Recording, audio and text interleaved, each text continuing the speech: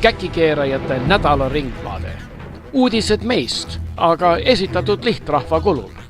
Sel nädalal Taani kavatseb kõik välismaalastest kurjategijad välja saata.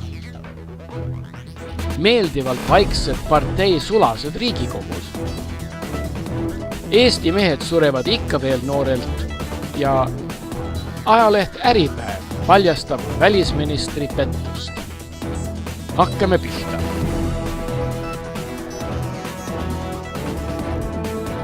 Taanis valmistatakse ette seaduse muudatust, mille kohaselt saadetakse kõik vanglakaristuse saanud välismaalased riigist välja. Arvatakse, et seadus läheb parlamendis läbi, kuna selle taga on ka Taani sotsiaaldemokraadid ja sotsialistlik rahvapartei. Uue seaduse järgi saadetakse raskeid kuritegusid toime pannud välismaalased riigist välja vanglakaristuse pikkusest sõltumata. Taani peab väljasaatmise eest kindlasti vastust andma Euroopa Inimõiguste Kohtus, kuid poliitikud on selleks valmis. Eesti Käkikeerajate Liit arvab, et Eestis peaks samasuguse seaduse kehtestama. Kuigi seda on varem propageerinud selline käkikeerajate vaenlane nagu Jüri Toomepuu, tasuks seda ettepanekut siiski arvestada. Nagu teame, maksab üks vanglas kinnipeetav rohkem kui ühe pensionäri ülalpidamine ja rohkem kui pooled meie vangla elanikest on ju venelased. Kui saadaksime kõik need oma suurele ja laiale päris kodumaale, saaksime oma võimuoliidele palkasid ja hüvitisi veelgi tõsta, et neile elamisväärne sissetulek kindlustada. Samas peaksime muidugi ka üritama kärpida meie ülearu helded lihtrahva vanaduspensioni kulutuseid, et saaksime tõsta ka riigikogulaste ja valitsejate personaalpensionite ülemmäära. Eesti on rakendanud geniaalse häälte ülekandesüsteemi, modifitseeritud jagajate jadadega Dhonti meetod. All fairly straightforward. The complicated bit is deciding how many seats the parties get based on the number of votes they've had, and it is, as you say, done on something called the Dhont formula, and I'll try and explain it. And essentially it's a way of spreading the seats as evenly as possible. The effect tends to be that rivals end up closer to each other than they might otherwise.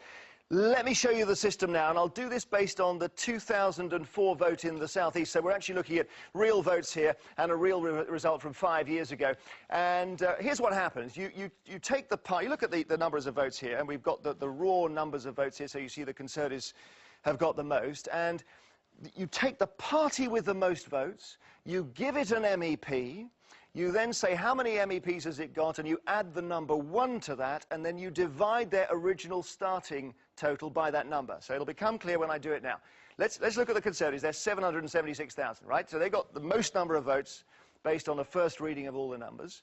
So we give them their first MEP. There it is. We now say how many MEPs do they have? Answer 1. We add 1 to it, and we divide their starting total by 2. And they go down. And then we look again for the party with the most number of votes. So you can see the pattern emerging here. Who is it? It's UKIP, 431,000 odd there.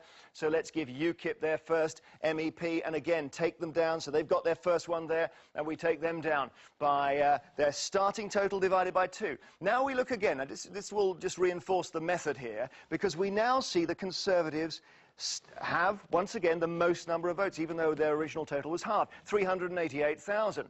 So what we're going to do here, we're going to give them another MEP. When we do that, we divide the starting total by the number of MEPs, now 2, plus 1. So, give them the MEP, there it goes, and their total goes down by the original starting total divided by 3. So you see the system here. Next party, Lib Dems, take their vote down, give them the MEP. Who is it after that? Let's see. Well, it's now Labour. So Labour on about 300,000. That's right, they go down, they get an MEP there. And then we are back with the Conservatives there, 258,000. Again, give them another MEP. There it goes. Divide their original starting total by the number of MEPs, 3 plus 1. So divide their starting total by 4. Hope you're following this. UKIP are the next party. Do the same for them. And then we have the Conservatives again. There we go. So they've got 4. Now, interesting moment for the Green Party here. They now have 173,000. They are in the lead on the raw totals that we can see in front of us. So we're going to give the Greens their first MEP. Here it goes. And you divide their original starting total of 173,000 by the number of MEPs, which is 1 plus 1, so by 2. And they go down there to, what is it, about 86,000. And then one more MEP, because there's only 10 to go round in the southeast of England. And it's the, let's see, it's the Liberal Democrats there. So you halve their total, you give them the MEP, and basically that's how the D'Hondt system works. Selle suurepärase ja lihtrahvale aru saamata ja õigustamata süsteemiga olemegi Riigikogusse valinud parteisulased, kes täidavad ustavalt, vaikselt ja koguni vaikides oma parteijuhtide käske. 2 äsja Riigikogusse naasnud saadikud pole esimese 36 istungi jooksul veel kordagi sõna võtnud ja 14 on seda teinud vaid ainult 1 või 2 korda. Meie tublid parteide juhid ja rahastajad oskasid oma valimisnimekirja pingeridasid ilmselt hästi koostada. Just selliseid vaikseid ja ustavaid parteisulaseid on meil vaja, et teha meie võimueliidi raske valitsemise koorma kandmine kergemaks ja toetada ning tugevdada Eesti kehtestatud suurepärast võimustruktuuri.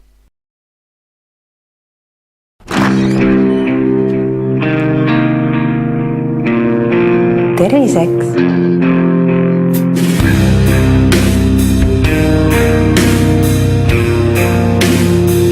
Terviseks!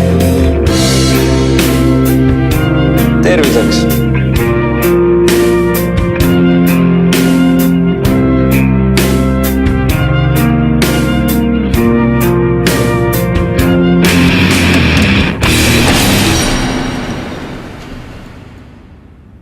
Terviseks! Tervise Arengu Instituudi surmapõhjuste registri andmetel suri mullu alla 40 aasta vanuselt 649 elanikku. Neist valdav osa ehk 505 olid mehed. Enne 65 eluaastat suri peaaegu 4000 elanikku.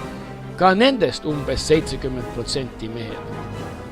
Kuigi see on halb uudis, võime rõõmu tunda sellest, et need varased surejad on peaaegu kõik lihtrahva hulgast.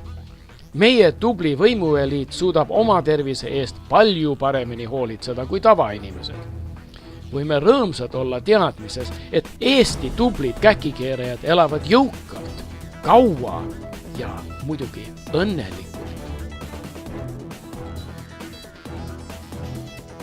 Eesti tubli käkikeeraja, meie välisminister Urmas Paet väitis eelmisel nädalal Soome majanduslehele Kauppalehti, et Eestis on Kreeka abistamiseks lai avalik toetus.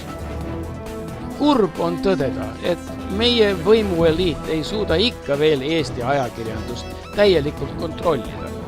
Nüüd on Eesti ajaleht Äripäev paljastanud Paeti ja võimul oleva valitsuse petmise.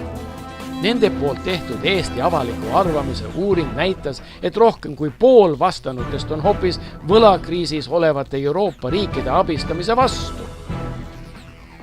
Eesti valitsus on Eurotsooni kriisiriikide aitamisest rääkinud kui enesest mõistetavast käigust, millest isegi ei viitsi rääkida või mida pole vaja seletada nagu oma vanaemale. Teame, et Ansipi vanaema saab sellistest valitsuse avaldustest hästi aru ja loodame, et nüüd ei ole vaja meie võimueliidil hakata Äripäeva alatute paljastuste pärast lihtrahva arvamustega arvestama. Siiski näitab Äripäeva paljastus, et kõikidel tublidel Eesti käkikeerijatel on veel vaja pingutada, et Kuku Langi allikakaitse seaduse paremaks teha ja tülikad võimueliidi kriitikud lõpuks ometi ikka vaikima sundida.